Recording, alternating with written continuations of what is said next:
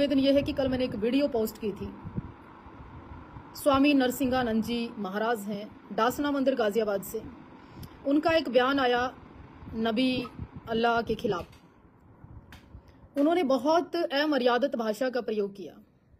मैं तमाम हिंदुओं से और इस राष्ट्र के सभी लोगों से एक बात पूछना चाहती हूं कि भारत के अंदर क्या मुसलमान नहीं रहता? क्या भारत की आजादी के अंदर मुसलमानों का कोई सहयोग नहीं है? क्या इस देश के अंदर मस्जिद नहीं है? क्या इस देश के घर अंदर गिरजाघर नहीं है? क्या इस देश की सेना में मुसलमान नहीं है? क्या इस देश में मुसलमानों की वोट आप नहीं लेते? क्या इस देश के अंदर मुसलमानों के द्वारा फैक्ट्री, उद्योग, हर तरह के जो कारीगर है वो नहीं है? क्या इस देश के अंदर मुसलमानों की कोई कमी है? तो उसके बावजूद भी क्या उनको अपना भगवान, अल्लाह, नबी पूजने का अधिकार नहीं है? है। बिना कारण, बिना वजूद के अपनी जुबान गंदा करना मेरे ख्याल से इंसानियत नहीं है। तुम्हें कोई राम पूजने से जब नहीं रोकता तो तुम किसी को अल्लाह पूजने से मत रोकिए। तुम्हें कोई नवरात्रि रखने से जब कोई नहीं मना कर रहा तो तुम किसी को अपने रोजे रखने से भी मत रोकिए। जब तुम्हें कोई गाय पूजने से नहीं रोक रहा ना तो तुम भी किसी की भावनाओं को आहत ना करें तो ज्यादा अच्छा है। या फिर भारत के अंदर कोई कानून ले आओ ना तुम, हैं? फिर देश में ये कानून क्यों? गलत बात है। जहां गलत है वहां गलत है, चाहे वो हिंदू है, चाहे मुस्लिम है, चाहे सिख है। कालजा नहीं है लोगों के अंदर सच को सच कहने का। कारण है उसका, लोगों को वोट चाहिए। हिंदू नेताओं को भी और मुस्लिम नेताओं को भी वोट चाहिए। इसलिए हक की बात नहीं करेंगे, ना सच की बात करेंगे। कल मैंने एक लाइव वीडियो डाला था कि नबी की शान में, अल्लाह की शान में कोई भी सच्चा मुसलमान या सच्चा हिंदुस्तानी उसके खिलाफ ये बात नहीं सुन सकता। 100 मुसलमान भी नहीं थे क्या देश में कि जो वीडियो शेयर नहीं कर पाए? 100 राष्ट्रवादी भी नहीं थे क्या देश में जो वीडियो शेयर नहीं कर पाए? हैं? इस देश की आजादी में भरपूर मात्रा में योगदान है मुसलमानों का। ऐसा नहीं है। ये राष्ट्रवादी हिंदुवादी सरकारें नहीं कहती तुम्हें किसी के अल्लाह या किसी के नबी की शान में आप गुस्ताखियां करो, अपनी जुबान गंदी करो। क्या मतलब इन बातों का? जब आपको ज्ञान हो जाए ना फिर ऐसी बातें नहीं करनी चाहिए।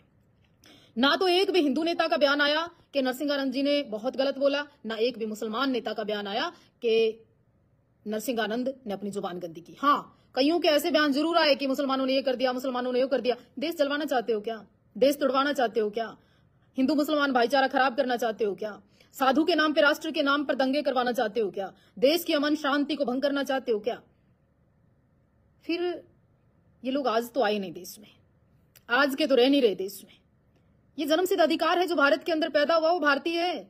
हिंदू या मुसलमान होना ये उसका गुनाह नहीं है, उसका कसूर नहीं है। या कोई मुसलमान के घर में पैदा हो गया तो उसका भी कसूर नहीं है।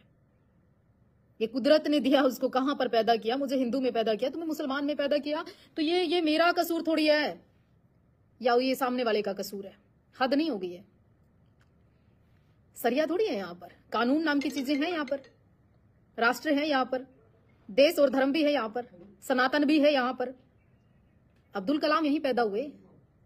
जमीर जिंदा है ना तो वीडियो शेयर करना। और मैं ये कहना चाहती हूं, ऐसा या कोई मुसलमान हो, ऐसा यहां कोई हिंदू हो, अगर कोई धर्म के खिलाफ इतनी गंदी जुबान बरतेगा तो जुबान मेरे ख्याल से फिर वो शब्दों के लायक भी नहीं होनी चाहिए, है ना? उसके शब्द उस जुबान से दोबारा प्रयोग भी नहीं होने चाहिए। मुझे पता है खूब सारे हिंदू मुझे गाली देंगे, मुझे पता है खूब सारे हिंदू मेरे ऊपर टिप्पणियां करेंगे, मुझे पता है खूब सारे मुसलमान भी ये कहेंगे, क्यों? लेकिन सच्चाई छुप नहीं सकती।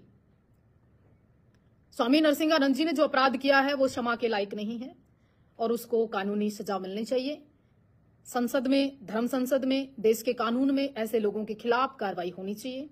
और ऐसे लोगों के खिलाफ अगर कार्रवाई हो जाए फिर कोई किसी की बहन को, किसी के मजहब को, किसी के अल्लाह को, किसी नबी को, किसी राम को, किसी देवी को गलत नहीं कहेगा। लोग सियासत छोड़कर भगवान को टारगेट क्यों करते हैं? लोग सियासत छोड़कर आए दिन मंदिर और मस्जिदों को टारगेट क्यों करते हैं? लोग अपना प्रैक्टिकल छोड़कर गऊ और गंगा को टारगेट क्यों करते हैं? समझ में नहीं आता। इस देश की राजनीति यहीं तक सीमित हो गई। स्कूल, कॉलेज या शिक्षा की बात क्यों नहीं करते? बलात्कारी जैसे अपराधियों को तुरंत फांसी की सजा की मांग क्यों नहीं करते? बढ़ती बेरोजगारी के ऊपर बात क्यों नहीं करते? बढ़ते इस देश में वो तमाम अपराध फांसी दे देनी चाहिए चौराहे पर, उस पर बात क्यों नहीं करते?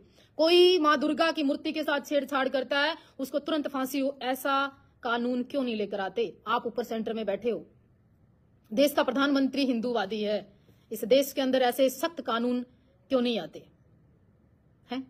क्या जरूरत पड़ी, क्या आफत आ गई नरसिंहानंद जी पे? क्यों कहते हैं नबी की शान में जो शब्द मैं जुबान से भी नहीं निकाल सकती वो शब्दों का प्रयोग कर दिया। तो क्या मुसलमान देश के अंदर नहीं भड़केगा? क्या हिंदू देवी देवताओं के ऊपर फिर टिप्पणियां नहीं होंगी? फिर क्या राष्ट्र और समाज या सनातन के ऊपर लोग ताने नहीं कसेंगे? क्या फिर जब तुम मुसलमानों की बहन बेटी या धर्म के बारे में बोलोगे तो कोई तुम्हें परोस कर देगा कुछ? शायद नहीं। आप लोग होश के तो इस वीडियो को शेयर करने का काम करना, और परवाह करना, बहुत परवाह करना, ये मेरे बस की बात है नहीं। सच को सच कहना की हिम्मत होनी चाहिए। रोटी खाकर जिंदा रहना तो बहुत लोग रहते हैं यहाँ पर दुनिया में। जिन नेताओं को वोट लेनी है, चाहे वो यूपी के हों, चाहे हरियाणा के हों, चाहे वो कहीं के भी हों, एक के भी ऐसा लगता हो ना कि राष्ट्र जरूरी है, देश जरूरी है, धर्म जरूरी है, सनातन जरूरी है। तुम्हारे को किसने फांसी दे रखी है? तुम्हें कौन राम जपने से मना कर रहा है? तुम्हें कौन अपनी यात्राएं करने से मना कर रहा है? तुम्हें कौन केदारनाथ जाने से मना कर रहा है? तुम्हें कौन बद्रीनाथ की यात्रा से मना कर रहा है? तुम्हें किसने जम्मू कश्मीर जाने से मना किया? तुम्हें किसने तिरंगा उठाने से मना किया? पर तुम देश के अंदर, मुझे नहीं लगता ये बयान सही है। तो अगर लगता है कि ये बात सही है, और आपको मैं एक वीडियो दिखाऊंगी आज, जिस वीडियो के अंदर नवरात्रि के दिनों में एक महिला उठती है, दुर्गा का स्वरूप धारण करती है, और वो एक महिला की आईब्रो बनाती है ब्यूटी पार्लर में, दुर्गा का स्वरूप धारण करके हिंदुओं के मुंह में दही जम गई, कानूनी कार्रवाई नहीं करवाई, ये 295 उसके ऊपर नहीं लगी, तब नहीं बोलते तुम हैं? कोई भी दुर्गा बन जाती है। अब जागरण चल रहे हैं, देवी के नवरात्रे चल रहे हैं, कोई राधा बन के नाच रही है, कोई काली बन के नाच रही है, कोई डांस कर रही है, कोई नींबू खा रही है, कोई नारियल खा रही है। दुनिया भर का औरतों ने पाखंड मचा रखे है। इतनी शक्तिशाली भवानी माँ दुर्गा, जिसको राम ने पूजा, कृष्ण ने पूजा, शिव ने पूजा, ब्रह्मा ने पूजा, मतलब भगवान भी श्री चरणों मेरे माँ के। शक्ति से ऊपर कुछ भी नहीं है। इस पूरे संसार को चलाने वाली अगर कोई आपके शरीर में है तो वो शक्ति है। उस माँ का आज जागरण के माध्यम से, कीर्तनों के माध्यम से गर्दनें हिलाकर, जुबान, जीभ निकाल निकाल कर पाखंड कर रही हैं औरतें, आदमी। उस माँ दुर्गा के लिए तुम हिंदुओं के मुंह में दही जम गई। कहाँ है तुम्हारा राष्ट्रवाद? कहाँ है तुम्हारी भारत माता के प्रति भक्ति? कहाँ है तुम्हारी माता के प्रति पूजा? जो तुम्हारे देश के अंदर माँ दुर्गा का अपमान हो रहा है, जागरणों में अपमान हो रहा है, गली गली चौराहे चौराहे कीर्तनों में अपमान हो रहा है, माता की फोटो कहीं भी पड़ी मिल जाती है। तो कहाँ है हिंदू? कहाँ है सोया हुआ हिंदू? कब जागेगा हिंदू? कितनी देर में जागेगा हिंदू? अगर हिंदू जिंदा है ना तो अपने मंदिरों को, अपने मठों को, अपनी गाय को, माँ दुर्गा को, माँ काली को, गंगा को बचाने का काम करो। केवल झंडे मत उठाओ, केवल सर पे पटका बांधना, तिलक लगाना काफी नहीं है, केवल माँ दुर्गा की जय बोलना काफी नहीं है, केवल तलवारें, गिफ्ट और भेंट करना काफी नहीं है, केवल दशहरे के दिन शस्त्र निकाल कर तिलक लगाना काफी नहीं है। मैं कहती हूं अगर हिंदू जिंदा है, अगर हिंदू जागरूक है, अगर हिंदू का ब्लड काम कर रहा है, तो माँ दुर्गा के साथ आज जो हो रहा है ना जागरणों के अंदर, पाखंड जागरणों के अंदर माँ दुर्गा का रूप धारण कर करके औरतें जिस तरह का पाखंड करती हैं, मैं हिंदुओं निवेदन करना चाहती हूँ मेरी इस वीडियो को शेयर करना। और जहां आपको जो औरत पाखंड करती मिले, सिर घुमाती मिले, जीभ निकालती मिले, या ऑनलाइन पूछा देती मिले और माँ दुर्गा स्वयं बनने का प्रयास करे, उसके थप्पड़ तो मारने हैं, साथ में उसका जुलूस भी निकालना है और उसके ऊपर कार्रवाई करनी जिस दिन शुरू कर दोगे ना, 295 का प्रयोग करना शुरू कर दोगे, उस दिन समझूंगी कि हिंदू जिंदा है। ये हिंदू जिंदा नहीं कि केवल आप किसी के भगवान, नबी, अल्लाह के ऊपर टिप्पणियां करो। वो हिंदू जिंदा नहीं है, वो राष्ट्र जिंदा नहीं है, वो मरा हुआ हिंदू है जो दूसरे के भगवान का अपमान करे।